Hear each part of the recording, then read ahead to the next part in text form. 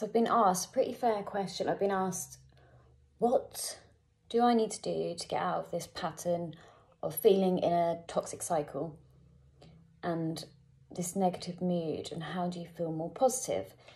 So a simple question I would say to that is you take control of your life. You are not a victim of your circumstances, as Matthew McConaughey would have said once upon a time. And it all really does start with you. You have to take control, and there's a deep layer of subconscious in there of negativity is intertwined through your veins, and it's just there, and there's layers and layers and layers of it, and it's going to take some time to get rid of that. It's going to take a while to strip each layer, but it's retraining that mind to get back. You have to take control. I understand if you've been in abusive situations or you've not had the best upbringing, but successful people and happy people, not all of them come from a successful background. Not all of them come from a background where they've had positivity fed to them.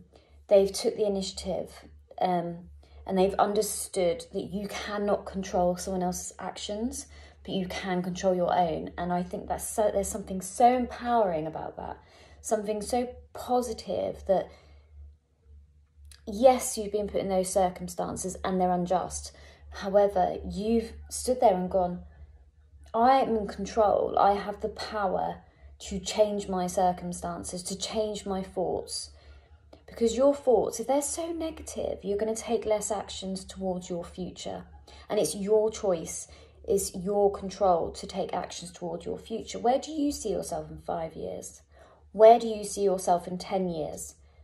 Because if you continue on the same thoughts, you're not going to take actions that are going to lead you forward. You're going to be stuck in this toxic cycle. Break that. You are stronger than you think you are. You are the one that can break that. You can take control of your thoughts and you can clean your brain. It's still going to be there, the memories, but use that. Use that in such a positive light. Don't look at the past. Look at it as a learning curve. But look to your future. That is where you're heading. Do not stay stuck in that rut of that toxic cycle. Take accountability. Take empowerment in the fact that you have full control of your minds. Obviously, your body is familiar with the toxic cycle, so it's going to be scary to enter an unfamiliar territory of positivity and just taking action in your life. It's unknown, it's scary, whereas the toxic, it's familiar, it's known, and as much as it's horrible, we're comfortable there in some sort of degree.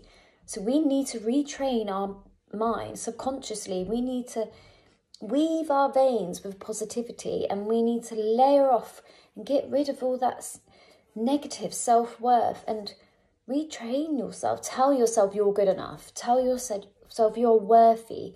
Tell yourself you are beautiful, you are capable, you are successful. Get rid of all that negativity and create that positivity. And that is what I would say to somebody. Take accountability.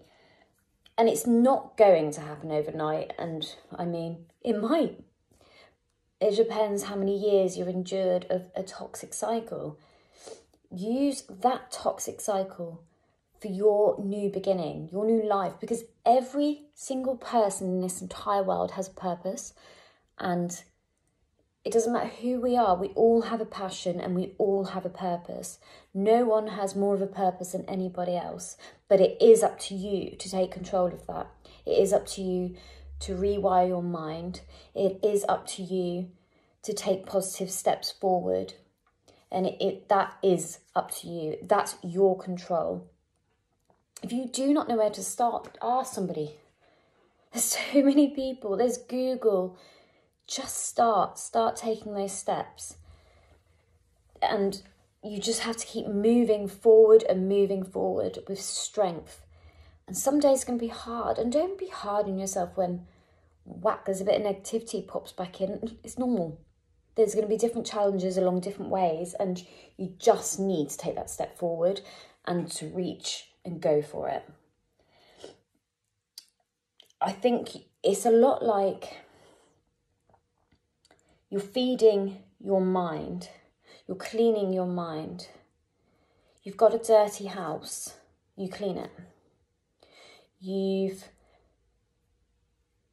You're eating dirty food and you want to lose weight.